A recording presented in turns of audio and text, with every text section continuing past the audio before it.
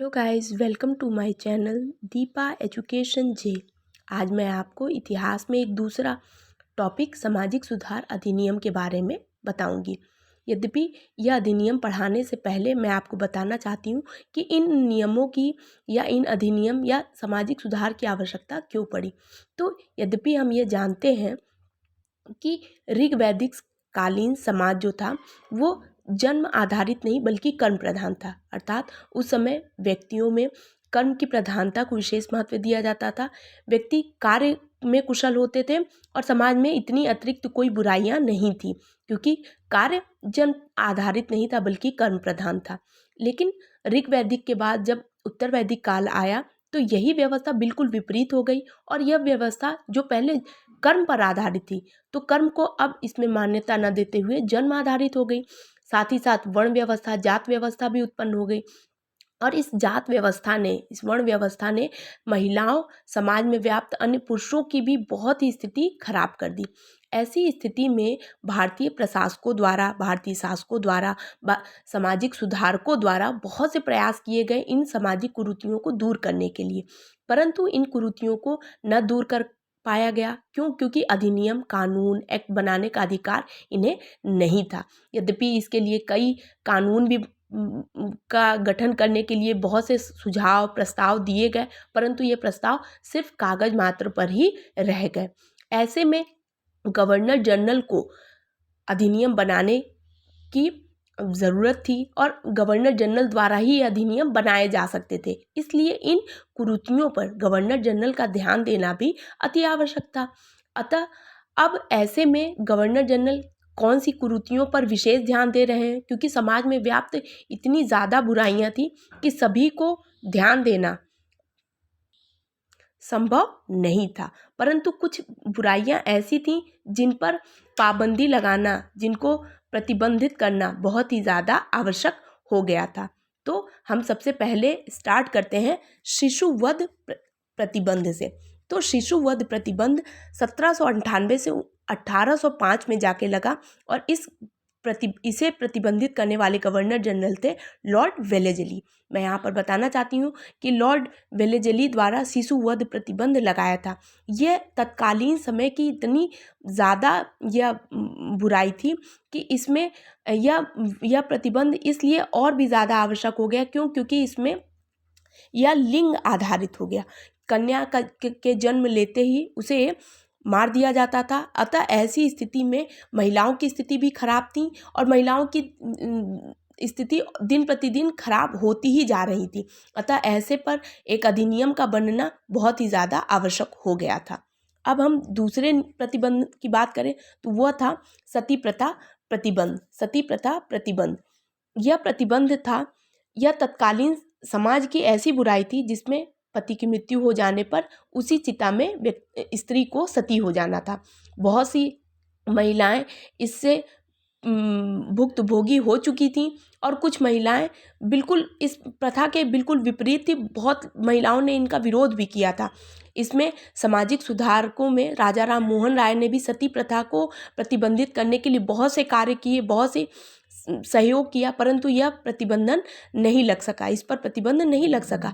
अतः Lord William Bentinck द्वारा इस कुप्रथा पर रोक लगाई गई 1829 में।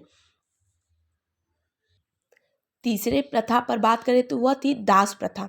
दास प्रथा का नियम यह था कि राजा, प्रशासकों के अंडर कुछ व्यक्ति कुछ कार्य करते थे, लेकिन इन व्यक्तियों का बिल्कुल कुछ समय से शारीरिक मानसिक शोषण किया जाने लगा। उन्हें दास बना दिया गया। अब उन्हें न सिर्फ खाने को कुछ दिया नहीं जाता था, ना ही कपड़े दिए जाते थे। इनकी स्थिति बिल्कुल बहुत ही बदतर होती जा रही थी। अतः दास प्रथा पर प्रतिबंध लगाकर एलन बरो द्वारा लगाया गया 1843 में। और इस प्रतिबंध के तहत दास प्रथा, जो बहुत से व्यक्ति इस दास प्रथा से जूझ रहे थे, उन्हें मुक्ति मिली। हिंदू विधवा पुनर्विवाह लॉर्ड कैनिंग द्वारा लाया गया 1856 में। अर्थात ऐसी स्त्रियों को जो विधवा हो चुकी होती हैं कम उम्र में, या उन्हें दोबारा विवाह करने का अधिकार मिल गया। लॉर्ड कैनिंग ने 1856 में यह हिंदू विधवा पुनर्विवाह एक्ट लाए। अगला एक्ट नेटिव मैरिज एक्ट था। यह नॉर्थ ब्रुक द्वारा लाया गया और 1872 में यह अंतरजातीय विवाह से संबंधित था। अतः native marriage act Northbrook द्वारा 1872 में लाया गया। Age of consent act Lansdowne द्वारा 1891 में लाया गया। इस एक्ट के तहत क्या हुआ, तो पहले प्रारंभ में अगर लड़की 8 या 9 वर्ष की होती थी तो उसका विवाह कर दिया जाता था। कम उम्र में वो बहुत सी शारीरिक शोषण होता था और बहुत हद तक मानसिक शोषण होता था। तो एज ऑफ कंसेंट एक्ट के द्वारा लड़कियों की विवाह की आयु 12 वर्ष निर्धारित कर दी गई। यह एक्ट लैंसडाउन द्वारा 1891 में लाया गया। शारदा एक्ट लॉर्ड इरविन द्वारा 1930 में लाया गया। इस एक्ट के द्वारा विवाह के लिए लड़की की आयु न्यूनतम आयु 14 वर्ष और लड़कों की न्यूनतम आयु 18 वर्ष निर्धारित की गई। तो इस प्रकार हम देखते हैं कि इन उपरोक्त सभी प्रतिबंध, विवाह, जो पुनर्विवाह act, native marriage act, age of consent act, Sharda act, ये सभी गवर्नर जनरल द्वारा लाए गए और कुछ प्रतिबंध जो बहुत ही ज़्यादा समाज को देखते हुए, समाज में तत्कालीन बुराइयों को देखते हुए बनाए गए थे, ये बहुत ही ज़्यादा आवश्यक थे। तो सामाजिक सुधार अधिनियम यह परीक्षा की दृष्टि से बहुत ही महत्वपूर्ण टॉपिक है और इस टॉपिक में यद्यपि वर्ष और गवर्नर जनरल दोनों बहुत ही ज़्यादा महत्वपूर्ण हो जाते हैं। इन अधिनियम के बाद आज मैं आपको एक association HRA Hindustan Republican association के बारे में बताती हूँ। यद्यपि यह एक छोटा सा टॉपिक है, परंतु इतिहास में इन टॉपिक से, ये सारे टॉपिक से क्वेश्चन बहुत ही आराम से पूछे जाते हैं। तो HRA की स्थापना किसने की, तो HRA की स्थापना 1924 में सचिंद्र सान्याल ने की। किस स्थान पर की, कानपुर स्थान पर की।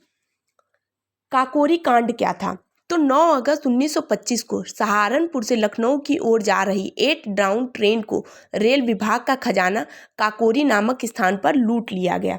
यही काकोरी कांड था और इस खजाने को लूटने का विचार राम प्रसाद बिस्मिल द्वारा बनाया गया था। मैं यहाँ पर बताना चाहती हूँ कि काकोरी कांड इतिहास का एक महत्वपूर्ण विषय है और इससे क्वेश्चन भी आते हैं। तो 9 अगस्त 1925 को यह कांड हुआ और यह काकोरी नामक स्थान पर लूट ली गई। ये रेल विभाग का खजाना था और इसको लूटने का विचार राम प्रसाद बिस्मिल बनाए। यद्यपि इस कांड के बाद से लगभग 29-30 लोगों को गिरफ्तार कर लिया गया था, परंतु उनमें से 4 लोगों को फांसी दी गई थी और इनमें से 4 लोगों का नाम जो था वो था राम प्रसाद बिस्मिल, राजेंद्र लाहिड़ी, अशफाक उल्ला खां और रोशन सिंह। इसमें से राम प्रसाद बिस्मिल का ही यह विचार था और उन्हें जब फांसी पर लटकाया गया तो फांसी से लटकने से पहले उन्होंने एक स्टेटमेंट दिया कि मैं राज्य के पतन की इच्छा रखता हूं, और ऐसा कहकर फांसी पर लटक गए। फिर ऐसा जब इन चारों लोगों को फांसी हो गई तो HRA की जो स्थापना हुई थी यह एसोसिएशन बंद हो गया। तब 1928 में भगत सिंह ने HSRA की स्थापना की और इसका पूरा नाम था हिंदुस्तान सोशलिस्ट रिपब्लिक एसोसिएशन की स्थापना की और यह स्थापना स्थान दिल्ली के फिरोज शाह कोटला में की। तो इस प्रकार यह बहुत ही छोटा सा टॉपिक था HRA और HSRA, परंतु इससे क्वेश्चन बहुत ही आराम से पूछे जाते हैं। इनमें काकोरी कांड का ये डेट और टाइम बहुत ही इम्पोर्टेंट है। फिर इनमें से जो हमारे प्रयागराज के नैनी जेल में किसे जेल हुई थी, तो रोशन सिंह को फांसी यहीं पर हुई थी। तो इनमें से ये जो 4 लोग थे, इन 4 लोगों को फांसी दी गई थी, इसलिए इन 4 का नाम भी महत्वपूर्ण है। और एक बार फिर से हिंदुस्तान HRA की स्थापना 1924 में सचिंद्र सान्याल ने की थी और काकोरी कांड लूटने का विचार या ये कांड का विचार जो था वो किसका था, राम प्रसाद बिस्मिल का था। फिर इन चारों लोगों का नाम जिन्हें फांसी दी गई थी और इस फांसी के बाद 1928 में HSRA की स्थापना भगत सिंह द्वारा की गई दिल्ली के फिरोज शाह कोटला में। तो आज हम कुछ अधिनियम और 2 एसोसिएशन के बारे में हमने जाना। यद्यपि यह एक छोटे टॉपिक हैं, परंतु इनसे क्वेश्चन बहुत ही ज़्यादा इम्पॉर्टेंट है।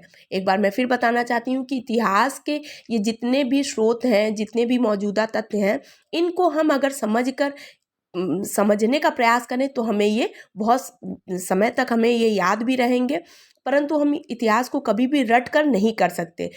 इसीलिए इन सभी स्रोतों को एक बार, दो बार, बार-बार अभ्यास करने की आवश्यकता है। और ये सारे एसोसिएशन जो बहुत ही छोटे-छोटे हैं परंतु बहुत ही इम्पोर्टेंट है और इनसे क्वेश्चन भी बहुत ही आराम से पूछे जाते हैं। तो आई होप आपको ये अधिनियम और एसोसिएशन समझ में आया होगा। अगर ये वीडियो आपको पसंद आए तो मेरे चैनल को लाइक कीजिए, सब्सक्राइब कीजिए, शेयर कीजिए। Thank you.